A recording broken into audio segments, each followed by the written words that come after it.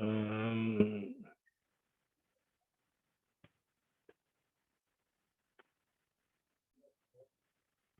oh, I actually prepared Surah Al-Fajr. I didn't realize I didn't prepare Surah Al-Khashiyah. So I think let me just start. I actually supposed to prepare Surah Al-Khashiyah, but I prepared Surah Al-Fajr for this lesson.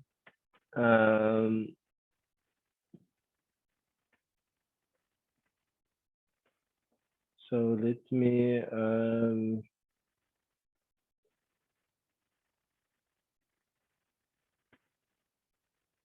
I think let's just look at the beginning of Surah Al-Fajr. I did prepare, so let's look at the beginning of Surah Al-Fajr, and then next week we can go back to Khashiyah again, inshallah, so we can keep the sequence going. So I think let's just go start at the beginning of Surah Al-Fajr. So A'udhu billahi minash shaitanir rajim. Bismillahir rahmanir rahim. Surah Al-Fajr.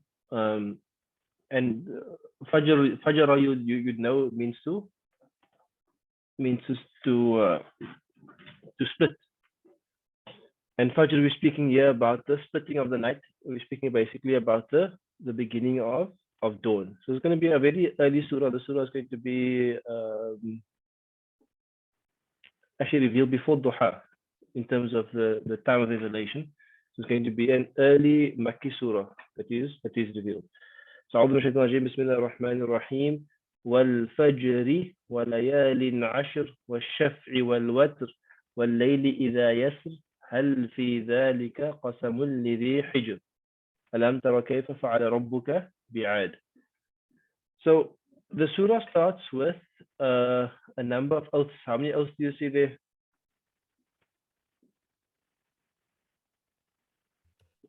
4. You see 4 there. Or you could say how many? Anybody see anything different?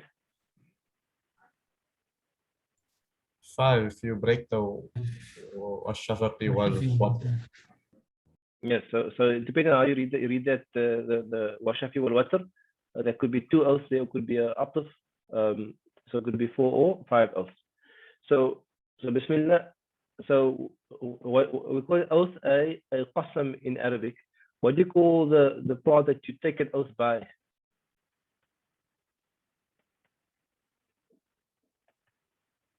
The muqsamu bihi. So in other words, there's going to be 4 or 5 muqsamus bihi. So we'll just do that part, inshallah, and we'll just do the end of the qasam, inshallah. So Allah takes an oath here, wal fajr, by the fajr, by the dawn. Then Allah carries on and says, walayalin ashr. And it's interesting, I mean, there's going to be, let's just look at this quickly.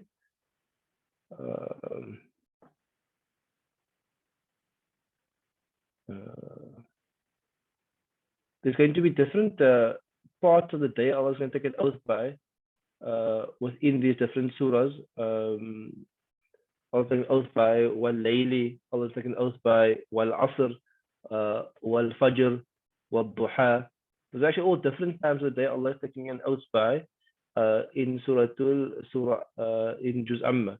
It would be interesting actually even just to collect all the times of day Allah takes an oath by in this Juz even. So here Allah starts with wal fajr, by the dawn. Walayalin ashr. What's layalin mean?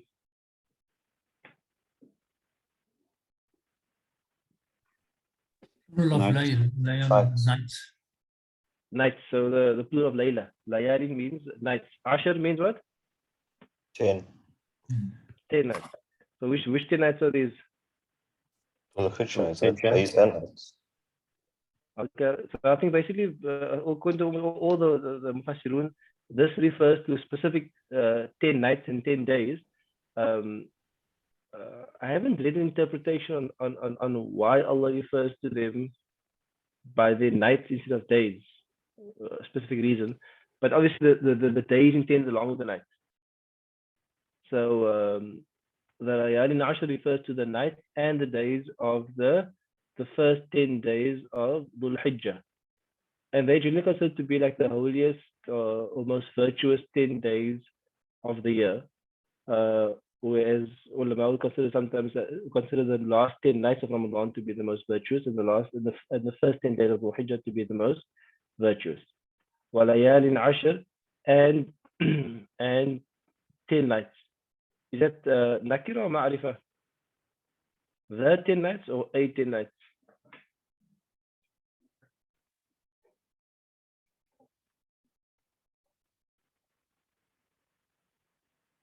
Are you with me? Is it ma'rifah or nakira? But it looks like it's indefinite. It's indefinite. So it actually just means and 10 nights. We interpret it actually. So the dawn. Okay, let's go to the first one. When it says the dawn, is it referring to a specific dawn or the dawn in general? Dawn in general. Okay, so when you have a when you have an owl,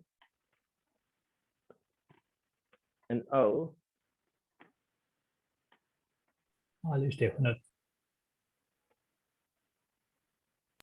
Well, can you use a specific to define the general? okay, so when you have an owl can be for jins, or an owl can be for ahad.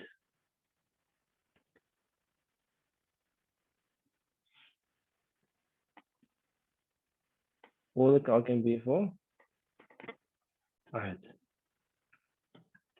Okay.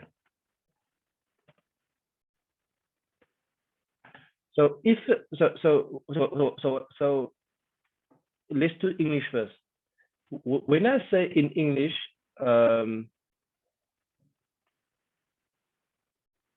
have you seen the dawn? Have you seen the dawn? Is it obvious whether I'm saying a generic dawn or a specific dawn? Yes or no? I think it's quite obvious. Any dawn. So you will agree? Specific one. Have you If seen I come the- down and say, have you seen the dawn? It's not that No, obvious. Maulana, you're I referring think there will to be a specific one. dawn. It's not obvious whether I'm saying, have you seen any dawn, or have you seen the dawn of like last Tuesday or yesterday or this morning? I mean, you can understand it both ways. Are you with me? Okay. So let me take the have you seen away. What if I say in English by the dawn?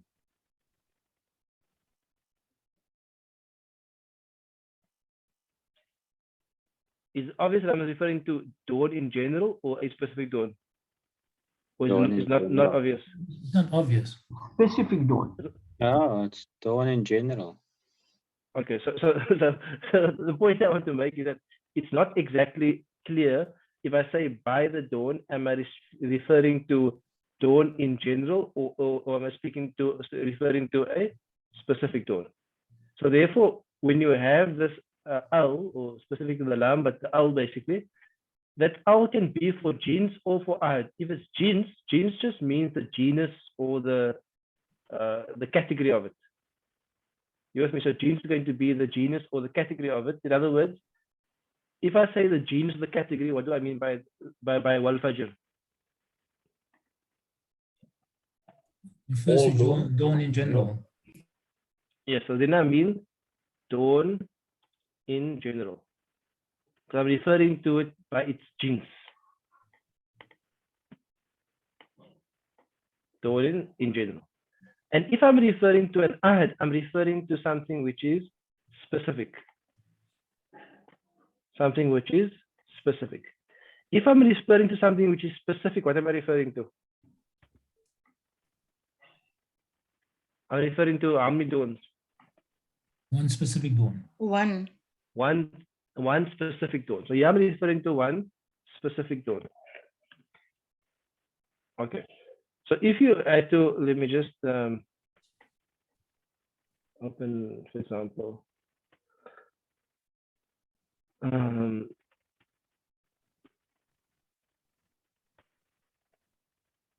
if you open, like, for example, a tafsir, this is tafsir I kind of read most of the time,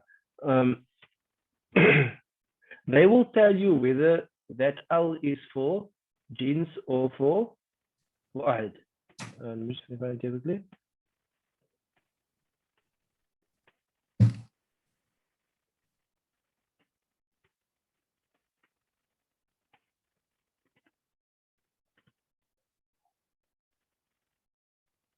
Okay, so he says here.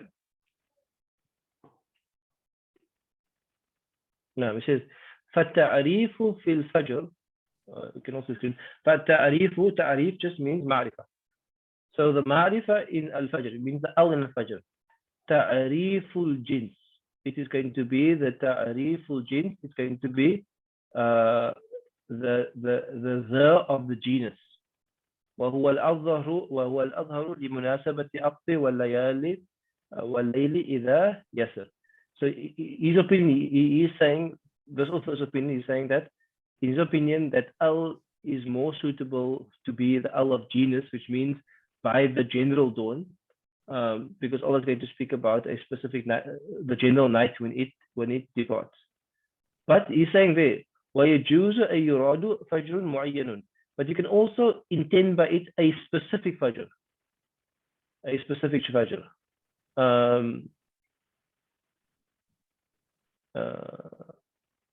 And then he says here, at the end he says, وَقِيلَ فَجْرُ يَوْمِ النَّحْرِ وَهُوَ الْفَجْرُ الَّذِي يَكُونُ فِيهِ حِجَاجٌ بِالْمُزْدَلِفَةِ. And at the end, when he explains the specific fajr, he says at the end there, فَيَكُونُ تَعْرِيفُ الْفَجْرِ تَعْرِيفَ الْعَهْدِ.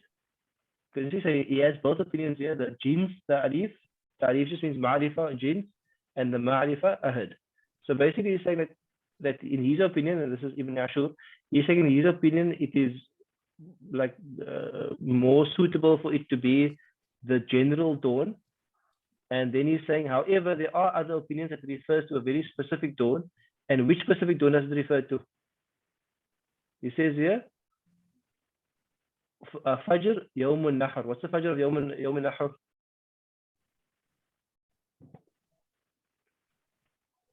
What's Nahr? Yawm al-Nahr? Sacrifice. Yes. So which day is that? Labaran Haji. Yes. That's basically going to be the which day of Dhul Hijjah? The 10th 10th day. 10th.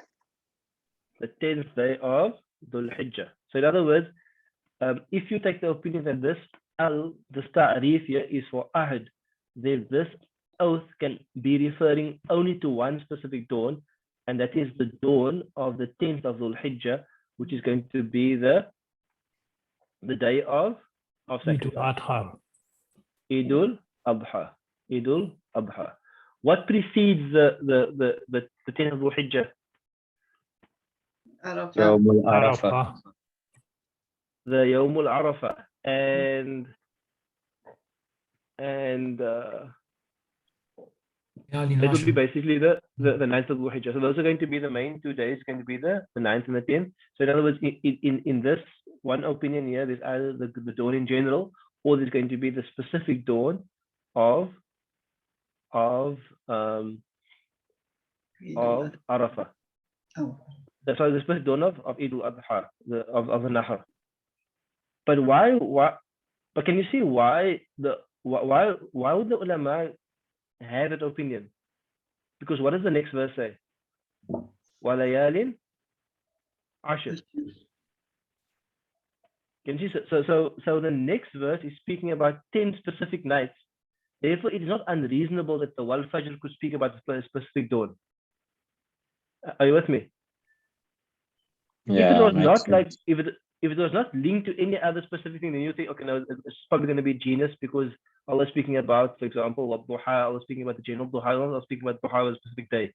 But because the second verse is speaking about a specific set of nights, and the third verse is speaking about specific odd and even, therefore it is plausible that the Wal Fajr can be referring to a specific dawn, and therefore some of the Mufassirun will say it refers to the day of Nahr. Often these opinions by Mufassirun are often backed by ahadith, but the ahadith are often problematic in terms of they might be weak, or there might be some issues in the they're basically weak, the issues in the chains and so on. So therefore you don't often get a definitive answer for questions like these. Because some ulama would say, no, the hadith is weak, so we can't rely on it, and therefore our opinion is we're going to take as a general dawn. I would say, no, the hadith is weak, but yes, we still feel it's better because of the context of the 10 nights, and therefore we're going to say that refers to the That refers to the morning of Nahr. So that's going to be the discussion around Wal Fajr, and then Walayalin Ashr is going to be specific in most. I think almost I think all the opinions say that that refers to the 10 days of Dhul Hijjah. And then what is Shaf'i wal Watr? What does Shaf' and Watr mean? Even and odd. Good. And that's what Allah said, take an oath by the even, by the odd. So what's the even and the odd? Is it Ramadan? No.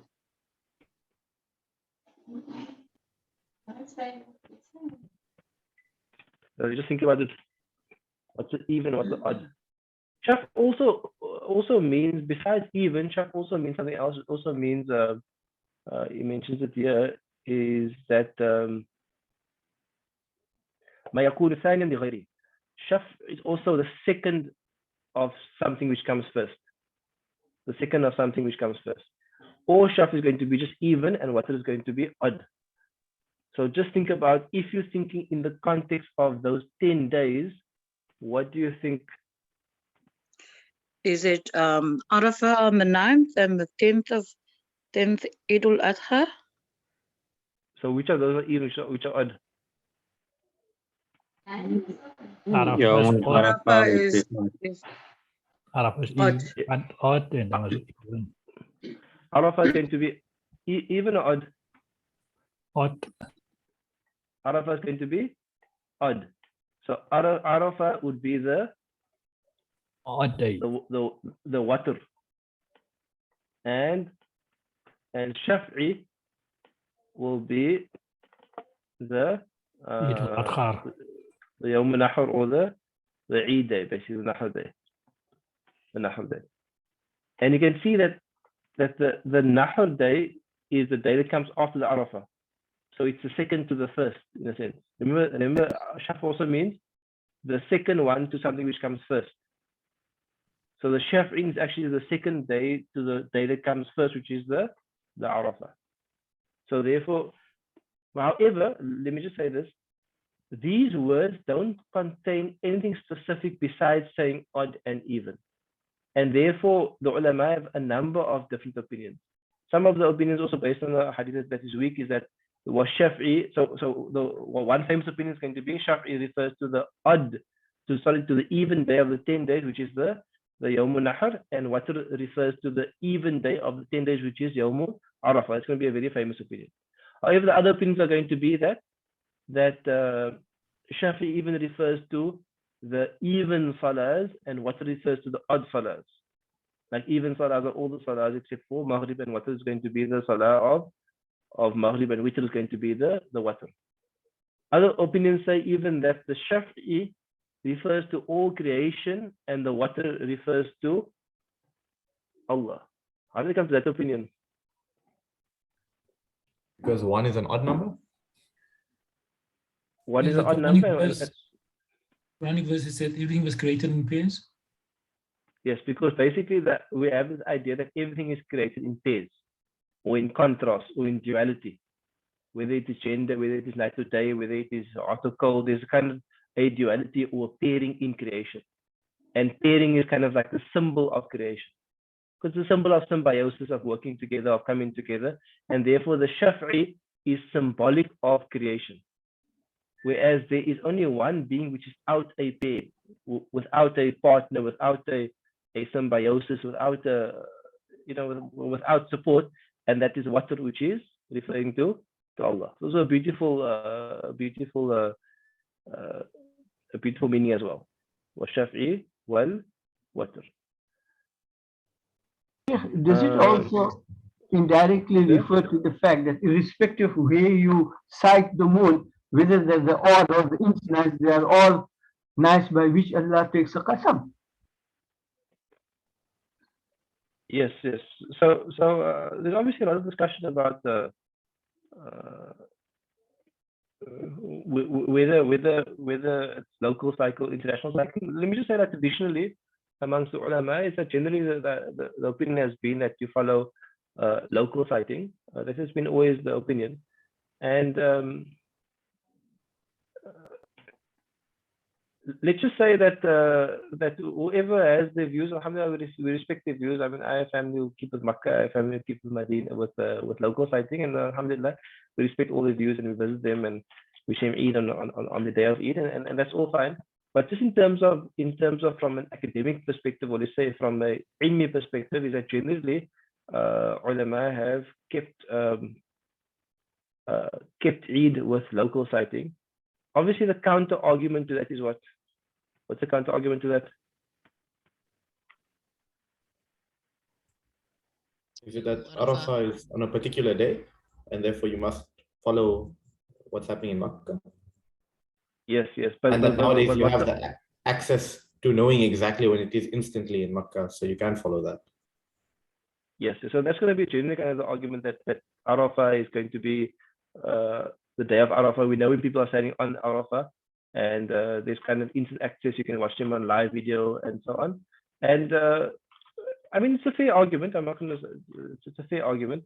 However, we have to bear in mind that traditionally, when do we know when people will stand Arafah? When do we know when people will stand on Arafah? On which day? On the first of the The Hijjah. ninth of Dhul Hijjah. No, they will stand on the 9th, but when do we know which day it will be? When the sight beginning the of the month. moon for Dhul Hijjah. Oh, for the first, yeah. Yeah, so you basically had 9 days, and what you find that to ride from Makkah to Medina actually took 7 days. You could get to Makkah and to Medina in time of the Prophet ﷺ 7 days, and we find that there was no indication that the Prophet ﷺ rode to or sent a rider on the 1st of Dhul Hijjah to Medina. And Maulana Zakaria, actually, you must ask him to share it with you. Maulana Zakaria made a very interesting calculation. He calculated that the Prophet ﷺ made Hajj on which day? On Arafah on which day? A Friday, When he isn't made it? Hajj. Friday. So when the Prophet ﷺ made Hajj, Yawm Arafah was on a Friday. And when he passed away a few months later, I think 3 or 4 months later, which day did he pass away? On a Monday. On a Monday, the 12th of Rabiul Awwal. The Prophet ﷺ makes Hajj on a Friday, on the 9th of Dhul Hijjah, and he passed away on a Monday on the 12th of Dhul Hijjah. But guess what? No combination of dates makes it possible. No combination of 29 and 30 days makes it possible. Yes, understand what I mean by no combination makes it possible? Yes, Maulana. That no combination of dates makes it possible for the Prophet ﷺ to have made Hajj on a Friday and passed away on a Monday. The moon dates don't ever add up. So how do we resolve that? Where's the discrepancy then? On the day he passed away or the day of Arafah? No, both of them are confirmed. Medina was then on a different day. Good. Because Medina's calendar was on a different day because they followed local sites. Understand? And when you account for Medina- that, does it then synchronize? Yes. Very cool. So what you can do is I'll ask Maulana Zakaria. Maulana Zakaria, I don't even know, but he's a maths major. He did BSc maths. So he ran all the mathematics and the combinations, and he wrote up a piece about it. That it had to have been on different days, the Makkah sighting and the Medina sighting. So it's not for any. It's just an interesting fact that the Prophet ﷺ didn't send a rider out on the first of when he made Hajj sallallahu alaihi wasallam. He didn't send a rider out to Medina, even though he could have, to tell them that this is the first of Dhul Hijjah. He left Medina to basically act upon their own local sighting. So the arguments they are both arguments, and they both have their merits. But traditionally, people have basically followed the local sighting. Malta also has a piece about this. So Malta's opinion, which I think is an important opinion, is that when you have matters of ikhtilaf like this, what do you think the most effective way to resolve them is? To follow majority. You look at what is best for the majority of the society to maintain peace, tranquility, and harmony amongst the people, which is a fard. Okay, so what would the mechanism for that be? What do you think would be the most reasonable mechanism? People have their opinions and just give the ilmi argument, but let people do their thing also. Okay, so obviously the option we take now, which is fine, is that we respect people's opinions and we respect their arguments and we respect both. But the actual traditional solution would be that you follow a local authority. So meaning, what, say we had a Khalifa and the Khalifa said today is Eid, and then everybody would have Eid on that day. Are you with me? So for example, say we had like a Islamic authority, and then they say that this day is Eid, then everybody should basically have Eid on that day, because then there won't be kind of communal differences. Because you have to have a resolution mechanism when you have ikhtilaf, where there are evidence on both sides. And if you allow both positions to exist, you might create disunity. So you have to have and the mechanism basically is that authority fixes or specifies a view, and you follow that authority. So that would be basically the mechanism that we would use. But how would that function in our context, for example, Maulana? Like we have, for example, the MJC, which is probably the closest we could have to a one unified body, but not everyone follows the MJC for their own reasons. How do you like reconcile that in our context? Yes. Basically, it would be best then to follow the body where the majority of the authority lies. And the MJC, despite all the shortcomings and the controversies, they still are kind of like the largest ulama body by far in the Western Cape. I mean, by far, by a huge amount. I think most of the ulama still like belong to them or like acknowledge the authority. So that would basically be the resolution mechanism that would be applicable. So, but the discussion for me is secondary. I'm just giving you in terms of what the academic discussion would be, but in terms of a practical level on the ground, is that we're not going to argue with anybody. We're going to accept people's views, alhamdulillah, because it's not going to be a major issue. It's not going to be like a major issue. I think we've come to a place where there is general acceptance of both views, and we're going to not like debate about it and write fatwa about it and write long papers about it and give jumas about it, because it's not an important issue, such an important issue. What's more important, obviously, is the sanctity of those days and the importance of the Yawm al-Arafah and the importance of the message of Eid and sacrifice and so on. Those are the important messages. So I'm just giving you, obviously, you are more advanced students. I'm just giving you some insight into some of the kind of academic backstory. However, in the public, we will just, we are content with whichever view people follow, and we respect them for that view. And we acknowledge the Eid on their preferred day. Because both views have some degree of merit. That's basically the position. So whether you're Makki or whether you're Muni, even Barak to you, mashallah, we're happy with all the views, alhamdulillah. I think that, let me end with this and say that that we have to have a lot of wisdom and a lot of foresight when it comes to ikhtilaf, and we have to always be focused on the most critical issues and not focus on the peripheral issues. And I think that's the maturity that we need from our Muslim ummah, to realize that some things are just matters of ikhtilaf, and you can argue all day back and forth. There's not going to be, there's no like haqq and batil, no right and wrong definitively. There are opinions with different strengths. And those matters are often not worthwhile, even like spending too much energy on. There are other matters which are much more pressing in our community, and that we should basically focus on. So we would like our students at Mizan to adopt that same kind of approach to any ikhtilaf. If it's a valid ikhtilaf, alhamdulillah, you choose your side and you carry on with life. We're going to fight the major battles. What's the major battles? The battles of iman, of taqwa, about goodness in society, helping society. Those are going to be the major battles, inshallah. Any questions or comments on that before we close it, Bad?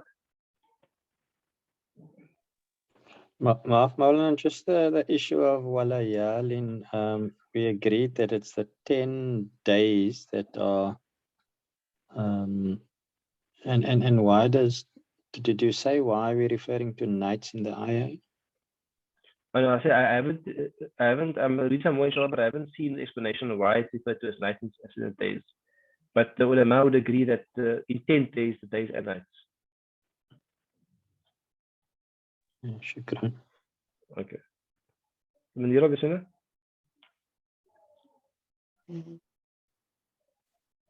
Is a question? Maulana, Yes, Bismillah.